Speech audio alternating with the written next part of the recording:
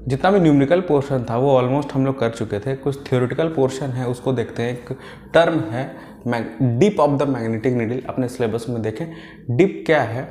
Dip को समझते हैं। जैसे कि अर्थ है, अर्थ अपने आप में एक पावरफुल मैग्नेट है जिसका कि नॉर्थ पोल है और साउथ पोल है, ठीक है। और इसमें जो मैग्नेट का फोर्स है वो साउथ से निकल के कुछ इस तरह से नॉर्थ की तरफ जाता है। जितना भी मैग्नेटिक फोर्स है वो साउथ से नॉर्थ की ओर जाता है।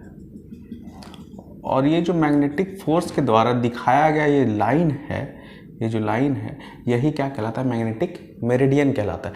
जब भी आप फ्रीली सस्पेंडेड कोई भी निडल रखते हैं कहीं भी अर्थ के सरफेस पे, तो ये मैग्नेटिक मेरिडियन को फॉलो करते हुए इसका लाइन को ये फॉलो करता है और इस दिशा को दिखाता है। एग्जैक्टली मैग्नेटिक मेरिडियन क्या है, the line shown by the magnetic force which exerts from the south pole and enters in the north pole. ये जो लाइन है इसी को मैग्नेटिक मेरिडियन बोला जाता है, ठीक है।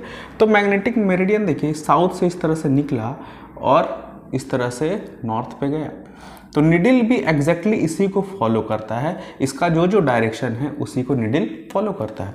तो अर्थ सरफेस देखिए कुछ इस तरह से है और मैग्नेटिक, जैसे कि यहाँ पे इस तरह से इक्वेटर पे अगर बात करें तो इक्वेटर पे ये लाइन और ये लाइन तो आपस में पैरेलल है, लेकिन पोल पे अगर बात करें तो ये लाइन के परपेंडिकुलर ऑलमोस्ट 90 डिग्री पे है ये मैग्नेटिक मेरिडियन वाला लाइन, ठीक। ये लाइन और अर्थ का सरफेस आपस में 90 डिग्री एकदम खड़ी रेखा बना रहा है, यहाँ पे भी एक खड़ी रेखा बना रहा है। तो क्या होता है कि देखिए जैसे कि इक्वेटर पे आप किसी भी फ्रीली सस्पेंडेड निडल को रखेंगे इस तरह से, अगर इस तरह इसको थोड़ा घुमा कैसे देखें, ये अगर नॉर्थ है, ये अगर साउथ पोल है और ये अगर सपोज करिए इसको हम लोग ऐसे थोड़ा मूव कर रहे हैं, ये इक्वेटर वाला लाइन है, तो यहाँ पे जैसे निडल रखते हैं तो एग्जैक्टली इस अर्थ सरफेस के पैरेलल जाएगा ये मैग्नेटिक निडल जो नॉर्थ और साउथ को बताएगा, ठीक है। क्योंकि इस पॉइंट पर इक्वेटर पे मैग्नेटिक मेरिडियन वाला लाइन और अर्थ सरफेस का लाइन आपस में पैरेलल है। लेकिन जैसे जैसे आप आगे जाते जाएंगे तो ये लाइन क्या होते जा रहा है, इस अर्थ सरफेस से थोड़ा एंगल बनाते हुए हर एक पॉइंट पे कुछ ना कुछ एंगल बना रहा है, ठीक है। और फाइनली पोल पे ये 90 डिग्री का एंगल बना रहा है।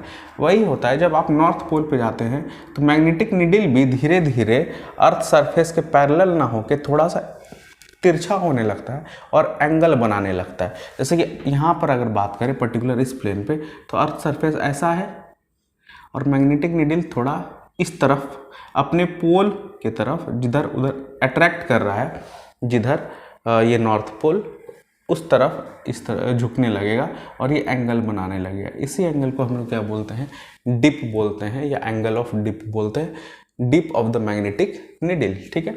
यही जब और थोड़ा नॉर्थ की तरफ बढ़ेंगे, इस तरफ आएंगे तो ये जो निडल है वो एग्जैक्टली इस मैग्नेटिक मेरिडियन द्वारा दिखाए गए रास्ते के अकॉर्डिंग इस पे 90 डिग्री इस तरह से आ जाता है। ये नॉर्थ ये साउथ दिखाने लगेगा इस तरह से। तो यहाँ पे पोल के पास डिप ऑफ द एंगल कितना है, 90 डिग्री। इक्वेटर के पास dip of the angle 0 degree, क्योंकि ये ऑलमोस्ट पैरेलल है। जैसे जैसे आगे जाते जाएंगे ये डिप बढ़ता जाएगा और पोल के पास ऑलमोस्ट 90 डिग्री का डिप हो जाता है, ठीक है। सिमिलरली इसी तरह से आप इधर जाते जाएंगे तो साउथ वाला पोल को अपनी तरफ अट्रैक्ट करता जाएगा निडल इस तरह से, और यहाँ पे भी डिप जो है वो 90 डिग्री बन जाता है। तो कंपास में अगर आप नॉर्दर्न हेमिस्फेयर में रहते हैं या साउदर्न हेमिस्फेयर में रहते हैं तो इस तरह का एंगल ऑफ डिप का प्रॉब्लम आता है जब निडल जो है बॉक्स में थोड़ा सा लेवल नहीं रह के, अर्थ सरफेस के लेवल नहीं रह के थोड़ा सा तिरछा हो जाता है और मैग्नेटिक फोर्स की तरफ अट्रैक्टेड होता है। जो अर्थ में मैग्नेटिक एक तरह से फोर्स बन रहा है उसके द्वारा दिखाया गया जो रास्ता है, जो मेरिडियन है, उसके अकॉर्डिंग वो बिहेव करता है और एंगल ऑफ डिप का फॉर्मेशन होता है। ये तो था अपने लैंग्वेज में हम लोग समझे डिप किसे बोलते हैं। अब बुक के लैंग्वेज में भी हम लोग देखते हैं, जैसे कि आपके स्क्रीन पे आ रहा होगा, देखें इसको पढ़िए। The earth acts as a powerful magnet and like any magnet forms a field of magnetic force। अर्थ अपने आप में एक मैग्नेटिक ये है, पावरफुल मैग्नेट है और किसी भी मैग्नेट के जैसा ये भी आम मैग्नेट के जैसा एक फील्ड ऑफ मैग्नेटिक फोर्स बनाता है which exerts a directive influence of the magnetic bar, जो कि एक साफ तौर पे सीधे सीधे प्रभावित करता है मैग्नेटिक बार को अपनी तरफ, ठीक है। उसके बाद the line of force of earth magnetic field run generally from south to north, ठीक है, जैसा कि बताया near the equator they are parallel to the earth surface.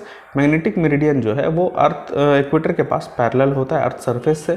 तो horizontal projection of the lines of force define the magnetic meridian, जितना horizontal projection है magnetic meridian को कैसे दर्शाते हैं इसको भी बताएं हम लोग, अभी जस्ट डिस्कस किए। The angle which this line of force make with the surface of the earth is called dip. The angle of dip is simply the dip of needle. Dip is 0 at equator. equator के पास 0 होता है and 90 degree at north pole and south pole. ये चीज़ तो समझ गए। जैसे कि इस पर्टिकुलर लाइन पर देखिए जितना एंगल ऑफ डिप, ये एंगल ऑफ डिप जैसे बन रहा है अर्थ सरफेस के पैरेलल ये लाइन है, और मैग्नेटिक मेरिडियन को शोन करने वाला लाइन या फिर नीडल को फ्रीली सस्पेंड करेंगे तो वो जिस डायरेक्शन को शो कर रहा है वो ये वाला लाइन। तो अर्थ सरफेस और नीडल के बीच में जो एंगल फॉर्म हो रहा है उसी को एंगल ऑफ डिप बोलते हैं। अगर ये एंगल ऑफ डिप सपोज करिए कि 5 डिग्री का है, और ये 5 डिग्री का एंगल जहाँ जहाँ इस लाइन के पैरेलल अगर जाएंगे, जहाँ जहाँ जाएंगे सब जगह अगर सेम एंगल ऑफ डिप मिलेगा, तो इस इमेजिनरी लाइन को जहाँ पे same amount of angle of dip मिले उसको हम बोलते हैं isoclinic line. Isoclinic lines, isoclinic lines which join the equal amount of dip formed by any magnetic needle on the surface of the earth, वही क्या कहलाता है आइसोक्लिनिक लाइन, ठीक है। अब देखिए बहुत ही इंपॉर्टेंट टॉपिक है difference between surveyor compass and prismatic compass, ठीक है। एक तरफ फिगर में आपको दिख रहा होगा ये सर्वेयर कंपास है, ये प्रिज्मेटिक कंपास है। दोनों में बेसिक डिफरेंस क्या है पहले उसको समझते हैं, उसके बाद बुक के अकॉर्डिंग भी आएंगे, ठीक है। सबसे पहले निडल के बेसिस पे इसमें डिफरेंसेस है। हम लोग हमेशा जब न्यूमेरिकल बता रहे थे तो उस समय बार बार ये चर्चा हो रही थी प्रिज्मेटिक कंपास और सर्वेयर कंपास। जैसे वहाँ पे सिस्टम ऑफ मेजरमेंट जो था एक होल सर्किल बेरिंग सिस्टम में था, एक क्वाड्रेंटल बेरिंग सिस्टम में था। तो वहाँ होल सर्किल बेरिंग सिस्टम में एक डिफरेंस तो पहले ही बता चुके हैं कि होल सर्किल बेरिंग सिस्टम में जो भी मेजरमेंट होता है वो किससे होता है, प्रिज्मेटिक कंपास से, और क्वाड्रेंटल बेरिंग सिस्टम में जो मेजरमेंट होता है वो सर्वेयर कंपास से। ये रीडिंग के बेसिस से एक डिफरेंस हम लोग पहले जान चुके हैं, फिर भी यहाँ पे दोबारा उसको चर्चा करेंगे। सबसे पहले निडल के बेसिस पे डिफरेंस दोनों में क्या है उसको समझिए। इसका कि जैसा निडल आपको दिख रहा होगा नुकीला जैसा है, एज बार टाइप निडल इसको बोला जाता है, इसको बॉर्डर स्ट्रिप टाइप निडल बोला जाता है। इसका चौड़ा पट्टी वाला निडल है और इसका एज बार टाइप का नुकीला जैसा निडल है। पहला डिफरेंस निडल के बेसिस पे, ठीक है। और निडल जो है वो फ्री है, किसी से अटैच नहीं है। ग्रेजुएटेड रिंग जिसमें कि मार्किंग क्या हो रहता है, जैसे कि ये क्वाड्रेंटल बेरिंग सिस्टम मेजरमेंट लेता है तो 0 0 रहेगा, 90 डिग्री वेस्ट और ईस्ट की तरफ 90 डिग्री रहता है, क्योंकि कोई भी एंगल इसमें 90 डिग्री से ज़्यादा नहीं रहता है, ठीक है, क्वाड्रेंटल बेरिंग सिस्टम में, ठीक है। आप लोग न्यूमेरिकल भी बनाएंगे तो इसको देखे होंगे। तो ग्रेजुएटेड रिंग जो है वो इसके साथ निडल के साथ अटैच नहीं है। जैसे किसी भी लाइन को हम लोग देखेंगे, इसको बॉक्स पे या बॉक्स पे जैसे हम लोग रख के देखते हैं, ऑब्जर्वेशन करते हैं किसी भी लाइन का बेयरिंग, जैसे कि ये देखिए इसमें ये बना हुआ है ऑब्जर्वर एंड यहाँ पर है, और ये स्लिट वर्टिकल स्लिट बना हुआ है जिससे होते हुए लाइन ऑफ साइट पास करता है, किसी ऑब्जेक्ट को देखते हैं, ठीक है। तो जैसे कि अभी इस लाइन पे है, इसको मूव कराएंगे, किसी और लाइन को देखना हो, किसी और लाइन को देखना है तो निडल अपने जगह फिक्स रहेगा, लेकिन graduated ring line of site के साथ साथ मूव करता रहेगा, ठीक है। क्या बोले, ग्रेजुएटेड रिंग जो है लाइन ऑफ साइट के साथ मूव करता रहेगा। क्यों मूव करता रहेगा, क्योंकि बॉक्स के साथ ये ग्रेजुएटेड रिंग अटैच्ड है, ठीक है। तो ये ग्रेजुएटेड रिंग अपने आप में इस तरह से मूव करता रहेगा। जैसे कि अभी 0 0 इधर है, किसी दूसरे लाइन को देखना है तो ये उस तरफ चला जाएगा 0। जैसे कि अभी यहाँ पर ऑब्जर्वर को देखने के लिए यहाँ पे एक होल बना हुआ है, स्लिट बना हुआ है, और ये ऑब्जेक्ट एंड, इसको ऑब्जर्वर एंड, इसको ऑब्जेक्ट एंड, इस तरह से वर्टिकल स्लिट बना रहता है, जिससे इस होल से होते हुए इस वर्टिकल स्लिट पतला सा वायर रहता है, दोनों को देखते हुए लाइन ऑफ साइट के थ्रू हम लोग किसी ऑब्जेक्ट को बाइसेक्ट करते हैं, देखते हैं। तो इनिशियली तो ये जो स्लिट है और ये है, इसके साथ मैच कर रहा है, नॉर्थ पोल और साउथ पोल के साथ मैच कर रहा है लाइन ऑफ साइट। लेकिन जैसे ही किसी लाइन को देखेंगे, जैसे AB कोई लाइन है इस तरफ, जैसे ही किसी लाइन को देखें तो ये जो रिंग है आउटर रिंग को उस तरफ मूव करना पड़ेगा और हमको उस लाइन की तरफ साइड करना पड़ेगा। तो ये पॉइंट इधर आ जाएगा और ये ऑब्जेक्ट एंड इधर चला जाएगा, लेकिन मैग्नेटिक नीडल अपने जगह पे अस्थिर है। ठीक है, यानी कि जीरो जो मार्किंग है यहाँ पर वो मूव कर रहा है किसके साथ, लाइन ऑफ साइट के साथ। जिधर ये स्लिट रहेगा, ऑब्जेक्ट स्लिट और ऑब्जर्वर एंड जिधर रहेगा उसी तरफ 0 0 मार्किंग मूव कर जाएगा। ठीक है, तो 0 0 मार्किंग मूव करेगा। अब नीडल के सामने कुछ ना कुछ वैल्यू होगा। अभी जैसे 0 है, ये ग्रेजुएटेड रिंग इधर मूव किया तो नीडल के सामने कुछ ना कुछ वैल्यू होगा, 30 डिग्री, 20 डिग्री, 40 डिग्री, कुछ भी वैल्यू होगा। ठीक है, तो इस नीडल के सामने जो भी एंगल होगा उसको डायरेक्ट पढ़ दीजिए। ठीक है, किसी ऑब्जेक्ट को जब देख रहे हैं, बाइसेक्ट कर रहे हैं, इस होल से होते हुए, इस वर्टिकल स्लिट से होते हुए किसी ऑब्जेक्ट को देख रहे हैं, लाइन ऑफ साइट उस तरफ है, किसी दूसरे तरफ है, तो इस नीडल के सामने जो भी रीडिंग आ जाए, अभी 0 है, उसमें 0 नहीं होगा, कुछ ना कुछ वैल्यू होगा। ठीक है, तो उसी वैल्यू को उस लाइन का बेयरिंग बोलेंगे। यानी कि ये एक तरह से सूचक का भी काम कर रहा है बेयरिंग को पढ़ने का। इसके सामने जो रीडिंग है वो उस लाइन का बेयरिंग है। तो needle also acts as a indicator. ठीक है, एज अ इंडेक्स। नीडल एक इंडेक्स के तौर पे भी काम कर रहा है, सूचांक के तौर पे भी काम कर रहा है किसी भी लाइन का बेयरिंग पढ़ने के लिए। ठीक है, अब देखिए जैसे कि ये नॉर्थ है, ये साउथ है। ठीक है, ये ईस्ट होना चाहिए, ये वेस्ट होना चाहिए, लेकिन लिखा जो रहेगा कंपास में इधर ईस्ट और इधर वेस्ट। क्यों लिखा रहेगा कि जैसे ही आप जैसे ईस्ट की तरफ किसी लाइन को देखना है, ये इधर मूव करेगा तो ये नॉर्थ जो लाइन है, जैसे कि इस तरफ लाइन है ए और बी, इसको देखना है तो वर्टिकल स्लिट अभी इधर आ गया और ये जो ऑब्जर्वर एंड है ये यहाँ पर चला गया। ठीक है, और 0 वाला जो पॉइंट था यहाँ पे आ गया, यहाँ पे कुछ ना कुछ 30 डिग्री होगा। तो किस जोन में 30 डिग्री बना, अब ईस्ट यहाँ पे चला गया, तो नॉर्थ और ईस्ट वाले जोन में 30 डिग्री बना। जो आपका लाइन भी था वो ईस्ट की तरफ था, नॉर्थ इस डायरेक्शन में, ईस्ट इस तरफ है। तो बेयरिंग आपको डायरेक्ट पढ़ने पे ईस्ट, नॉर्थ और ईस्ट की तरफ है कि नहीं है, इस ग्रेजुएटेड रिंग में जो अरेंजमेंट रहता है, जो अरेंजमेंट उल्टा रहता है, इस तरफ ईस्ट नहीं लिखा रहता, इस तरफ वेस्ट रहता है और इस तरफ ईस्ट है। इसके मदद से आप किसी भी लाइन को ईस्ट की तरफ अगर देखते हैं तो ग्रेजुएटेड रिंग अपने आप बता देगा कि नॉर्थ और ईस्ट के बीच में वो बेयरिंग बन रहा है। ठीक है, इस तरह का अरेंजमेंट रहता है। ठीक है, तो दूसरा जो ये आया क्लासिफिकेशन आया, दोनों के बीच में डिफ्रेंसिएशन आया, वो क्या आया, needle also acts as a index. अब देखिए इसमें क्या है, प्रिज्मेटिक कंपास में पहला तो इसका ब्रॉड स्ट्रिप टाइप नीडल रहता है जो कि अटैच रहता है ग्रेजुएटेड रिंग के साथ। ठीक है, जब बॉक्स मूव करेगा, जैसे ये प्रिज्मेटिक कंपास का देखिए कि ये बना हुआ एक तरह से 3D व्यू बना हुआ है, तो ये जैसे किसी लाइन को हम लोग देख रहे हैं, ये बॉक्स जैसे मूव कर, दूसरे लाइन को देखना है, BC लाइन को देखना है, तो बॉक्स मूव करेगा तो नीडल और ग्रेजुएटेड रिंग मूव नहीं करेगा क्योंकि नीडल के साथ ये अटैच है। नीडल तो हमेशा नॉर्थ और साउथ पोल को ही बताएगा, तो ये फिक्स रहता है। इसमें भी नीडल फिक्स था लेकिन बॉक्स मूव कर रहा था। क्यों मूव कर रहा था बॉक्स, क्योंकि इसके साथ बॉक्स अटैच नहीं है। यहाँ पे नीडल के साथ जब बॉक्स अटैच हो गया तो नीडल, ये बॉक्स जो है मूव अगर करेगा तो नीडल भी मूव नहीं करेगा और ना ही इसके साथ ग्रेजुएटेड रिंग मूव करेगा। ठीक है, तो अब रीडिंग हम लोग कैसे पढ़ेंगे, रीडिंग कैसे पढ़ेंगे, इसको देखिए, इसमें एक प्रिज्म लगा हुआ है। इसमें क्या लगा हुआ है, एक प्रिज्म लगा हुआ है। इस ऑब्जर्वर एंड ये है, ऑब्जेक्ट एंड ये है। इस प्रिज्म के थ्रू जैसे कि हम लोग देखते हैं और इस प्रिज्म पे उसी पोजीशन पे रहते हुए रीडिंग नीचे की तरफ जो आएगा, जैसे देखिए इसमें 0 डिग्री साउथ की तरफ है, ठीक है, 90 डिग्री वेस्ट की तरफ है, 180 डिग्री नॉर्थ की तरफ है, ईस्ट की तरफ 270 डिग्री है। क्लॉकवाइज डायरेक्शन में मार्किंग किया हुआ है, ग्रेजुएशन किया हुआ है, लेकिन 0 साउथ की तरफ है। क्यों 0 साउथ की तरफ है, जब भी हम लोग न्यूमेरिकल बना रहे थे तो इस तरह से नॉर्थ से ये 30 डिग्री बोल रहे थे।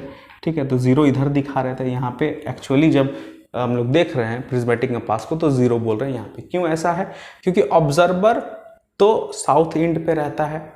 किसी लाइन को अगर देखना हो, किसी लाइन को अगर देखना हो तो ये बेयरिंग बनेगा उस लाइन का, जैसे AB लाइन का बेयरिंग होना चाहिए, ये वाला बेयरिंग। आप ऑब्जर्वर यहाँ है, उठ के देखना पड़ेगा इस बेयरिंग को।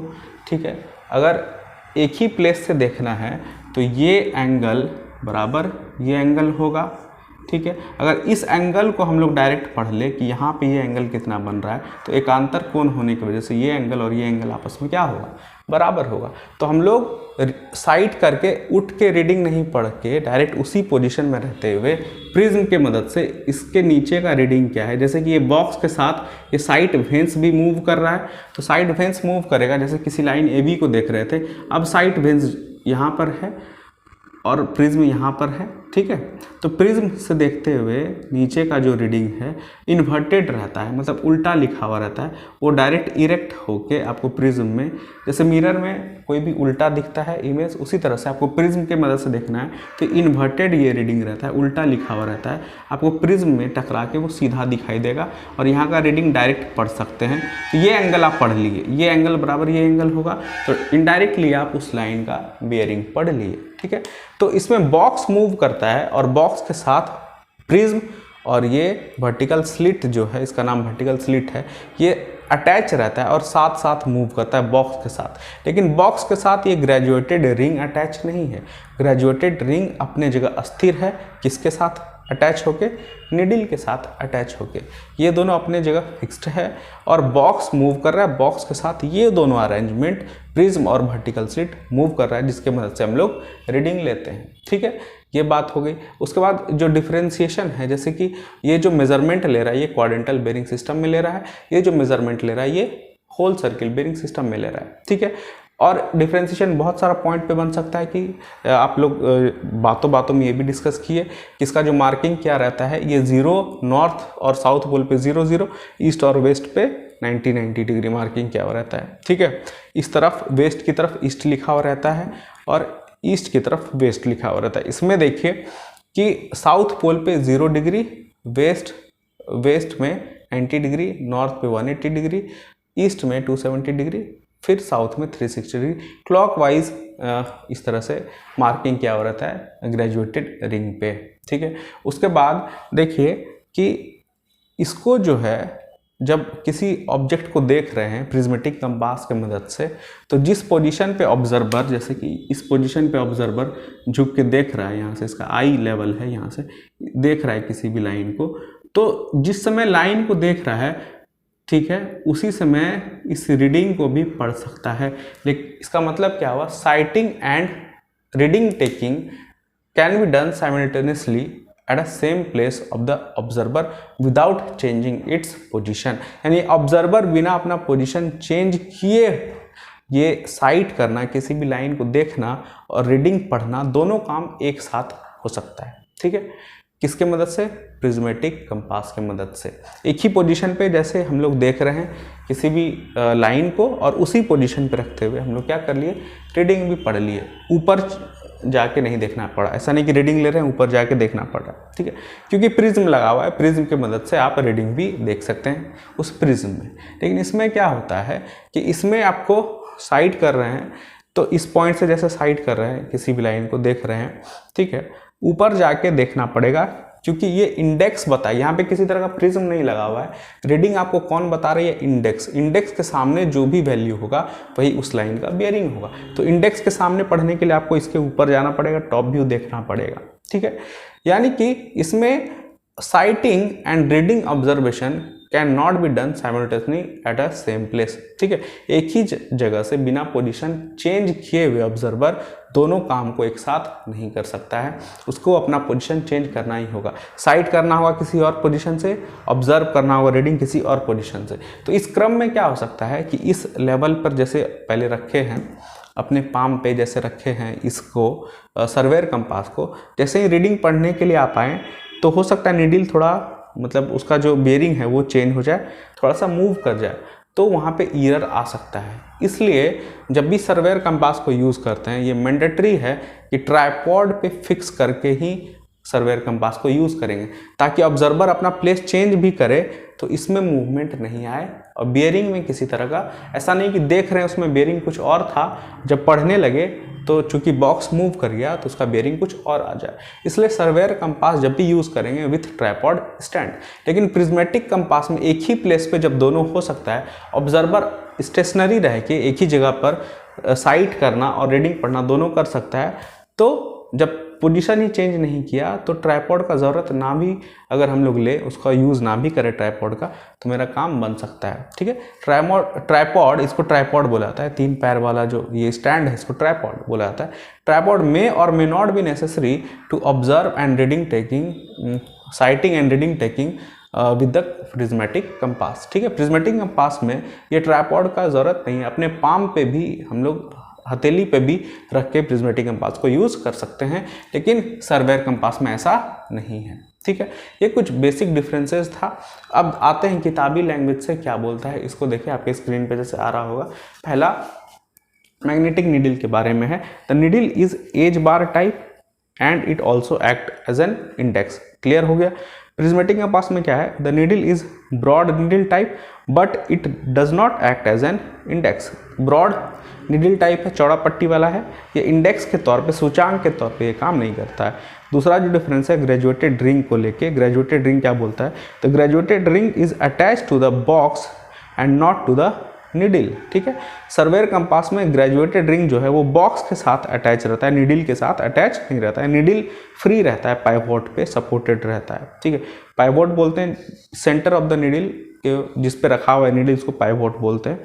अब प्रिज्मेटिक कंपास में देखिए, the graduated ring is attach with the needle, this does not rotate along with the line of the site. Line of site के साथ ये रोटेट नहीं करता है ग्रेजुएटेड रिंग। ठीक है, उसके बाद ग्रेजुएटेड रिंग में ही दूसरा जो डिफरेंस है वो है, the graduations are in quadrantal bearing system having 0 at north and south and 90 degree at east and west। Clear. दूसरा पॉइंट प्रिज्मेटिक कंपास में, the graduation are is whole circle bearing system having 0 at south, 90 degree at west, 180 degree at north, 270 degree at east. Clear. तीसरा जो point है, the graduation are engraved erect, इसमें है the graduation are engraved inverted, मतलब कि चूंकि इसमें prism में हम लोग देख रहे हैं और प्रिज्म में मिरर इमेज बनता है तो उल्टा लिखा हुआ रहता है, जितना भी रीडिंग रहता है वो उल्टा, 360 है चाहे 270 है तो उल्टा लिखा हुआ रहता है ताकि मिरर में वो सीधा दिखाई दे। तीसरा जो पॉइंट है, साइटिंग वेन्स पे भी कुछ डिफरेंस है या कॉमन है, इसको देखते हैं। The object vane consist of metal vane with a vertical hair. देखिए ये ऑब्जेक्ट इंड है, ये ऑब्जर्वर इंड है, तो इसमें एक मेटल वेन पतला सा तार, ये जो वर्टिकल इस तरह से होल है इसमें पतला सा तार रहता है। ठीक है, जिसके थ्रू लाइन ऑफ साइट जाता है, देखने का जो रेखा है उसी के थ्रू। यहाँ पे जैसे कि ऑब्जर्वर इंड है, ये ऑब्जेक्ट इंड है, इस दोनों इस होल से और इस वर्टिकल तार से होते हुए लाइन ऑफ साइट जाएगा। ठीक है, उसको देखिए, the object vane consist of metal vane with vertical hair. Vertical hair वही तार को बोल रहा है। अब इसमें प्रिज्मेटिक कंपास में पहला point, the object vane consist of a metal vane with vertical hair, दोनों कॉमन है। प्रिज्मेटिक कंपास में सेम थिंग रहता है, ऑब्जेक्ट वेन के बारे में बोल रहा है, और इसमें भी सेम, लेकिन ऑब्जर्वर इंड के पास प्रिज्मेटिक कंपास में यहाँ पे प्रिज्म लगा रहता है, जबकि इसमें किसी तरह का प्रिज्म लगा हुआ नहीं रहता है सर्वेयर कंपास में, उसको भी देखेंगे। दूसरा पॉइंट है, द आई वेन, जो ऑब्जर्वर इंड बोल रहे हैं वहाँ पे आई वेन लगा रहता है। The I vane consist of small when with fine slit. ठीक है, आई वेन के पास स्मॉल वेन रहता है, बहुत फाइन स्लिट मतलब बहुत बारीक होल रहता है, जिसके थ्रू हम लोग देखते हैं किसी भी ऑब्जेक्ट को। ठीक है, इसमें क्या बोलता है, eye vane consist of a small metal vane with slit. ठीक है, ये उसमें सर्वेयर कंपास में बहुत बारीक स्लिट होल रहता है, इसमें सेम स्लिट लिखा है, थोड़ा सा बड़ा होल रहता है, किसमें, प्रिज्मेटिक कंपास में, ऑब्जर्वर इंड की तरफ आई वेन जहाँ पे लगा हुआ है। ठीक है, उसके बाद रीडिंग सिस्टम के बेसिस पे भी डिफरेंस है, इसको देखते हैं। The reading are directly taken by seeing through the top of the glass. Surveyor compass में ऊपर से ही हम लोग कंपास के ऊपर से टॉप व्यू देखते हैं और डायरेक्टली देख लेते हैं, लेकिन उसमें प्रिज्म का ज़रूरत होता है। देखते हैं प्रिज्मेटिक कंपास में difference. Reading are taken with the help of prism provided at the eye slit. Eye slit के पास जो प्रिज्म प्रोवाइडेड है उसके मदद से हम लोग रीडिंग लेते हैं। ठीक है, दूसरा डिफरेंस सर्वेयर कंपास में आई है रीडिंग सिस्टम में ही। The sighting and reading can not be done simultaneously from one position of the observer. एक ही पोजीशन से साइटिंग और रीडिंग ऑब्जर्व करना दोनों पॉसिबल नहीं है, जबकि प्रिज्मेटिक कंपास में क्या बोल रहा है, sighting and reading can be done simultaneously from one position of the observer. Clear, इस बात को पहले भी चर्चा कर चुके हैं। उसके बाद ट्राइपॉड को लेके भी कुछ डिफरेंसेस है, इसको देखते हैं। ट्राइपॉड क्या बोल रहा है, the instrument can not be used without tripod. Surveyor compass में ट्राइपॉड मस्ट नीडेड है, उसमें यूज़ नहीं कर सकते बिना ट्राइपॉड का।